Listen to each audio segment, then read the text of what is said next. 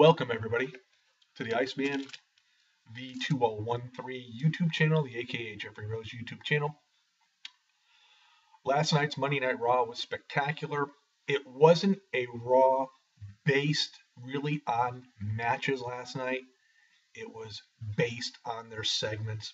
And they had 3 segments last night that I thought really put the show into an amazing, spectacular situation for all us fans. They did have 7 matches last night.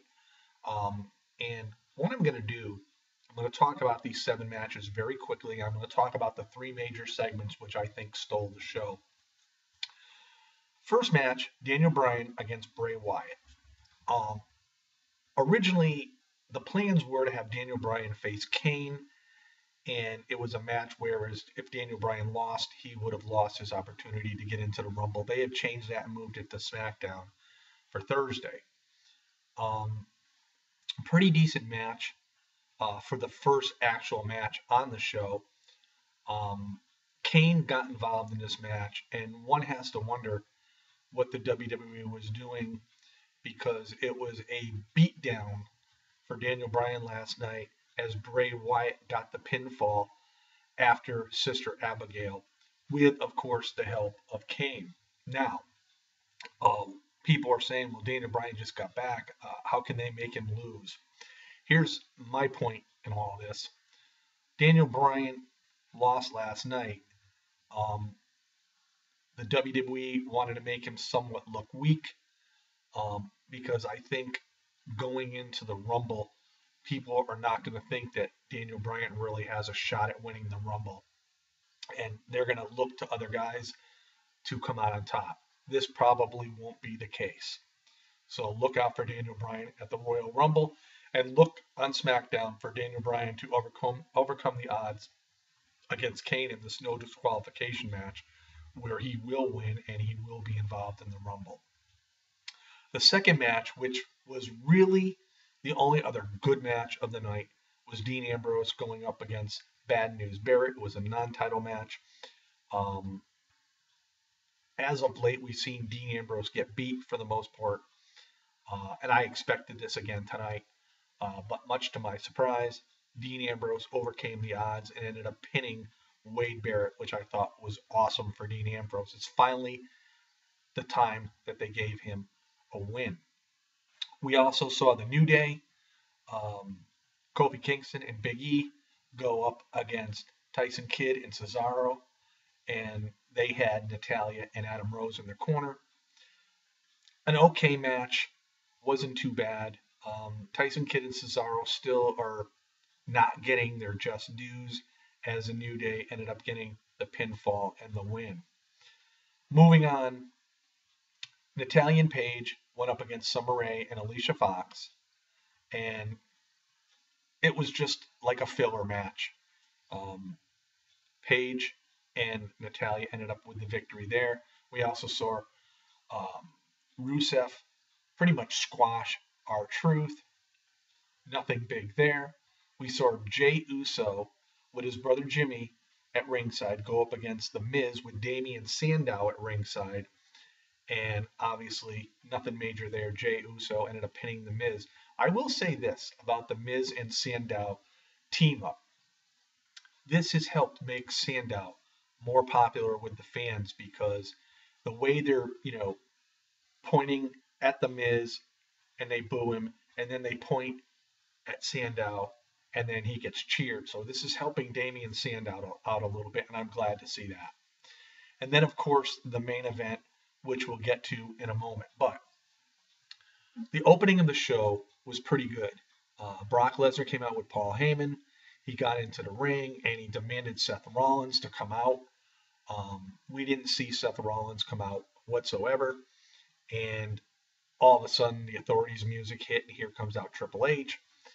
And basically, Brock Lesnar is saying to Triple H, are you here to fix it, or are you here to fight? Heyman's trying to hold Brock back, saying this is your meal ticket and whatnot. And Brock Lesnar's ready for a fight. And then, it just, things escalated to the point where out comes Stephanie. And then after Stephanie comes out, she's trying to, try to settle things with Brock Lesnar and Paul Heyman. And John Cena's music hits. He comes out.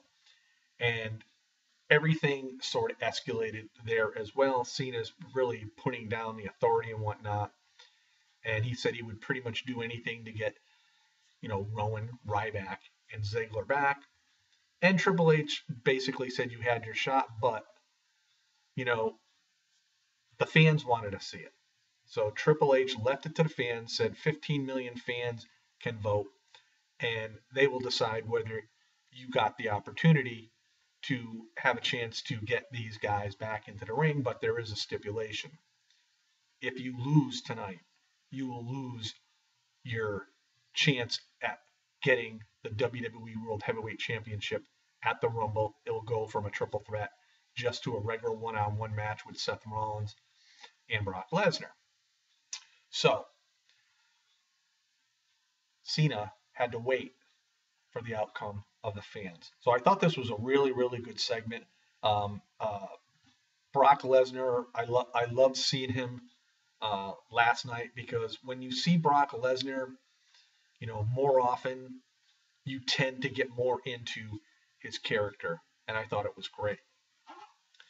Another segment we had was with the panel, the Legends panel, Byron Saxton out there, introducing Hulk Hogan, Ric Flair, Shawn Michaels, and the question asked was basically if anybody thought that, Cena has an opportunity,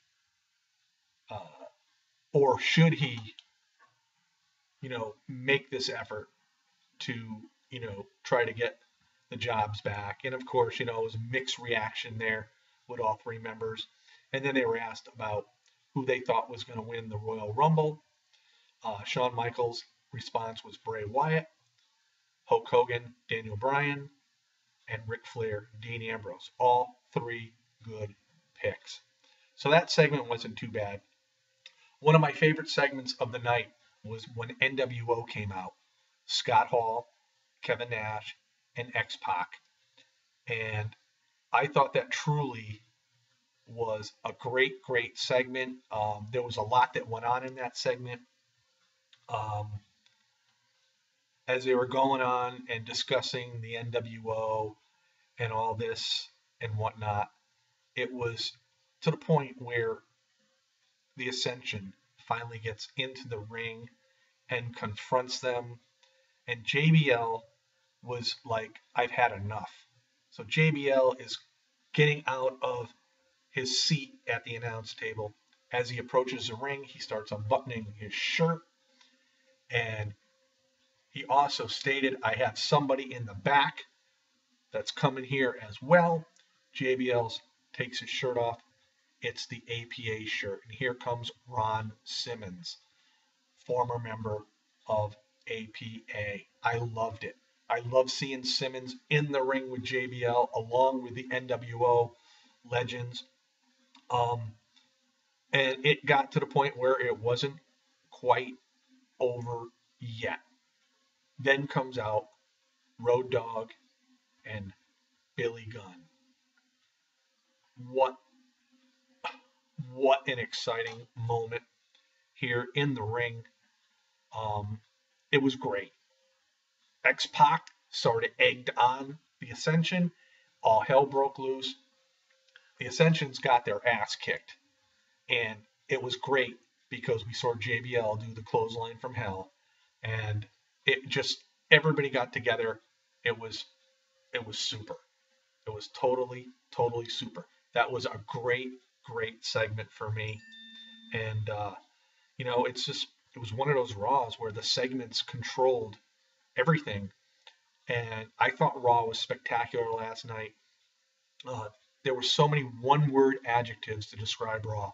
Spectacular, amazing, stinging, no pun intended, superb. I mean, the segments were great. And we get to the closing segment of the show where the stipulation uh, was by Triple H. John Cena was going to face an opponent, and if he wins, Rowan, Ryback, and Ziggler come back. They get their jobs back. But if he loses, they lose their jobs, and Cena, of course, loses his opportunity to go for the belt at the Royal Rumble. Now, as they come out to the ending match of the show, the stipulation is John Cena will face none other than Seth Rollins. Well, we've all seen that before. But with the drum roll going on, Triple H said, I'm not finished yet. He's also going to face the Big Show with Seth Rollins in a handicap match. And the drum roll goes on. And he goes, I'm not done yet. He's also going to face Kane, Big Show, and Seth Rollins in a 3-on-1 handicap match. So we all are looking forward to this, and we're saying to ourselves, well, this is like, there's no chance in hell for John Cena to overcome these odds. And, even, JBL, Michael Cole, Booker at the announce table said that, John Cena is a great champion, but there's just, it's impossible for him to, really to overcome any of this. But we all know in the back of our minds that when this kind of situation's put up against John Cena, the WWE really had no plans to take Cena out of that Royal Rumble match, but this is what they wanted people to think. And when that match began, I'm thinking to myself, I don't know what's going to happen or how it's going to happen, but one way or another, John Cena is going to get this win. But much to my surprise, Cena was getting beat down, but he made his comebacks on more than one occasion. And all of a sudden, the arena darkened, and on the Titantron, you saw Sting. Totally shocked the hell out of me. And it totally shocked everybody in that ring. Because Triple H outside the ring, along with Stephanie, as well as all the fans in the arena, Kane, Big Show, Seth Rollins, all turned at the Titantron and saw Sting. And then all of a sudden, coming down the ramp, who came out was Sting, pointing towards the ring. And with all this chaos going on, John Cena was able to get a hold of Seth Rollins and get the 3 count and get the win. And after that, Cena scrambled into the crowd with all the fans all excited. Rowan, Ryback, Ziggler gets their jobs back. Triple H is screaming bloody murder. No, no, no, this isn't the way it's supposed to happen. No, this isn't going to happen this way, and whatnot. The crowd was going nuts. We want Sting. We want Sting. We want Sting.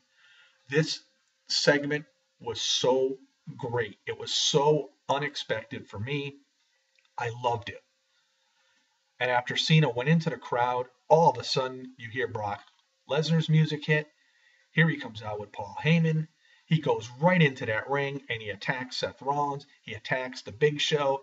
He attacks Kane. He F5s both Big Show and Kane. And you see Seth Rollins running up the ramp like a scared chicken without his head. Seeing Brock Lesnar for the 3rd time, no less, on Raw last night was awesome because we did see him in a short segment earlier passing by Seth Rollins saying, don't worry, I'm not going to hurt you. And he goes, I'm a fighter. You just take care of business and get rid of John Cena tonight, and I'll beat you at the Royal Rumble. But the closing segment of Raw was actually so amazing that it gave you goosebumps, and it made you want to see more. And this was a go-home show that's one of the best go-home shows I've seen in a very, very long time. I give a lot of credit to the writing last night. I think a lot of changes were made at the last minute, but I think the changes made at the last minute were great.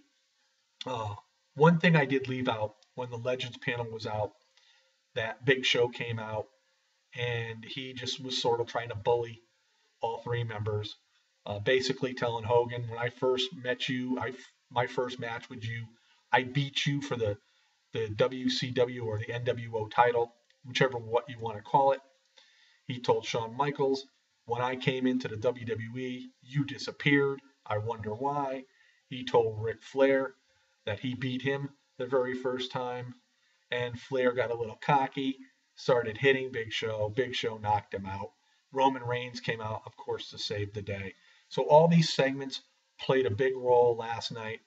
The matches last night to me were very unimportant, except for the main event with Cena going up against Rollins, Kane, and Big Show, because it was there for a purpose. So if anybody didn't get to see Raw last night, check it out. You won't be sorry. I know there was a lot of people bad mouthing Raw for the fact of the matches, but this night was not about matches. This night was about the Raw reunion with the legends and the segments, which is leading up to this Sunday's Royal Rumble. Those are my thoughts. Those are my opinions. This is the Iceman here on the Iceman V2013 YouTube channel. Peace out, everybody. Have yourself a great Tuesday.